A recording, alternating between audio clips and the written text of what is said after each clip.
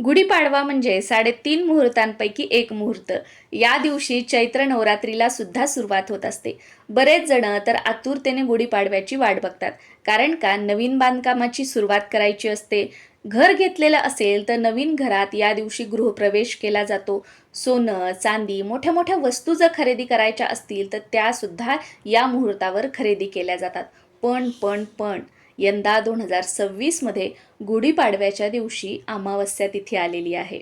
नमस्कार सर्वांना, मी प्रांजली. या व्हिडिओमध्ये मी तुमच्यासोबत अमावस्या ही गुढीपाडव्याला आल्या कारणाने गुढी उभारावी की नाही, गुढी जर उभारायची असेल तर त्याचा मुहूर्त काय असणार आहे, गुढीपाडव्याच्या दिवशी अभ्यंग स्नानाला सुद्धा खूप जास्त महत्त्व असतं.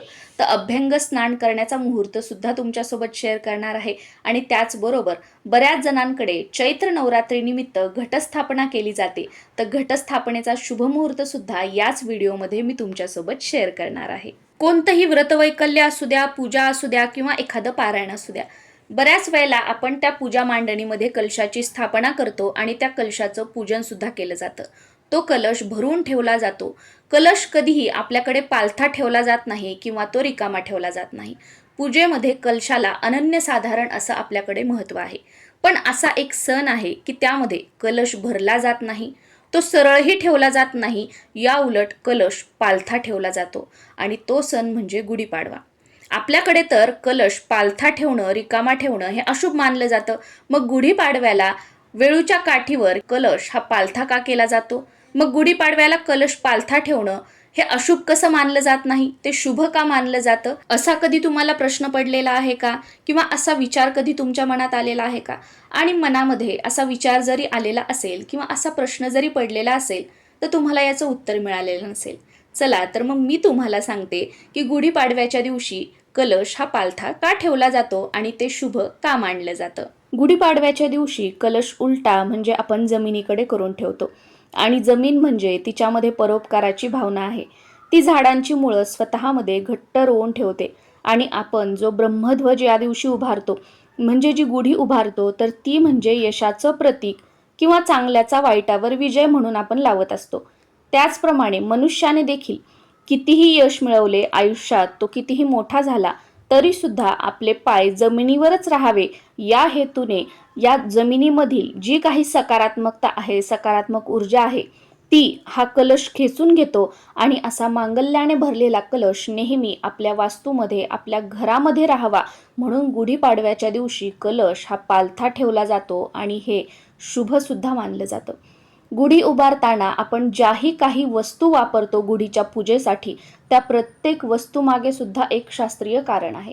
ते मी पुढे तुम्हाला सांगणारच आहे. पण त्यापूर्वी गुढीपाडव्याच्या दिवशी गुढी आपल्याला उभारायची आहे का नाही, त्याचा मुहूर्त काय आहे, आणि चैत्र नवरात्रीनिमित्त जर तुम्हाला घटस्थापना करायची असेल किंवा अखंड दीप प्रज्वलित करायचा असेल तर त्यासाठीचा सुद्धा मुहूर्त बघूयात. अमावस्या तिथी ही 18 मार्च रोजी बुधवारी सकाळी 8:25 सुरू होत आहे आणि 19 मार्च रोजी गुरुवारी सकाळी 6:53 संपत आहे. त्यामुळे गुढी जी आहे ती आपल्याला 19 तारखेला गुरुवारी सकाळी 6:53 नंतर ते जोपर्यंत कोवळं ऊन आहे, जवळपास 8:30-9 वाजेपर्यंत आपल्याला उभारून घ्यायची आहे. आणि मग त्यानंतर जेव्हा आपला स्वयंपाक वगैरे होईल त्यानंतर नैवेद्य दाखवायचा आणि संध्याकाळी सूर्य मावळल्यानंतर प्रदोष काळामध्ये आपल्याला गुढी उतरवून घ्यायची आहे. तसं तर बघा, गुढी सकाळी जितक्या लवकर आपल्याला उभारता येईल तितक्या लवकर आपण उभारू शकतो. पण यंदा अमावस्या तिथी आल्या कारणाने 6:53 नंतरच आपल्याला गुढी उभारायची आहे. आणि आता जर तुम्हाला चैत्र नवरात्रीनिमित्त घटस्थापना करायची असेल किंवा अखंड दीप प्रज्वलित करायचा असेल तर त्यासाठीचा सुद्धा मुहूर्त हा 19 मार्च गुरुवार रोजी सकाळी 6:53 पासून ते सकाळी 7:43 पर्यंत आहे. म्हणजे एकूण 51 मिनिटे आपल्याला घटस्थापना करण्यासाठी किंवा अखंड दीप प्रज्वलित करण्यासाठी आहेत. पण कामाच्या गडबडीमुळे जर तुम्हाला या मुहूर्तामध्ये अखंड दीप प्रज्वलित करणं झाला नाही किंवा घटस्थापना करणं झाली नाही तर तुम्हाला दुसरा अभिजात मुहूर्त सुद्धा आहे. त्या मुहूर्तामध्ये सुद्धा तुम्ही घटस्थापना किंवा अखंड दीप प्रज्वलित करू शकता. तर हा दुसरा अभिजात मुहूर्त 48 मिनिटांचा आहे.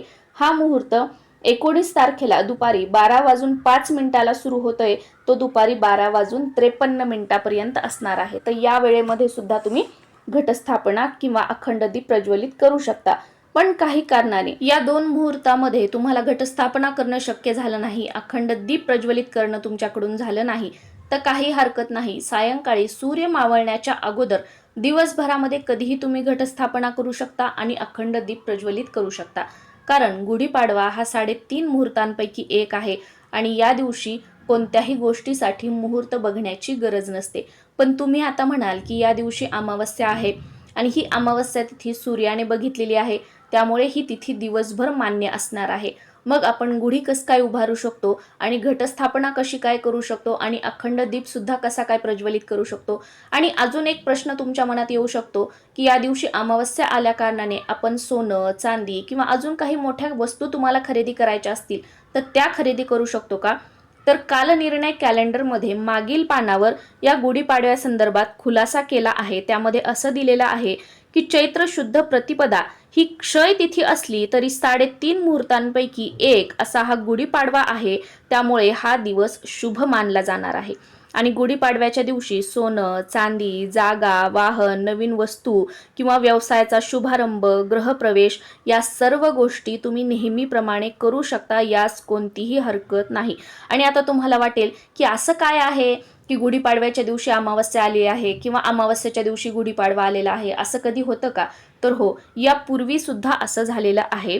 यापूर्वी 19 मार्च 2007 रोजी, 6 एप्रिल 2008 रोजी आणि 28 मार्च 2017 रोजी याप्रमाणेच अमावस्या तिथी आणि गुढीपाडवा एकत्र आलेला आहे आणि त्यावेळी सुद्धा गुढीपूजन असंच अमावस्या तिथी संपल्यानंतर केलं गेलेलं होतं. त्यानुसारच आपल्याला 19 तारखेला सकाळी 6:53 अमावस्या तिथी संपणार आहे आणि मग त्यानंतर आपल्याला गुढी उभारायची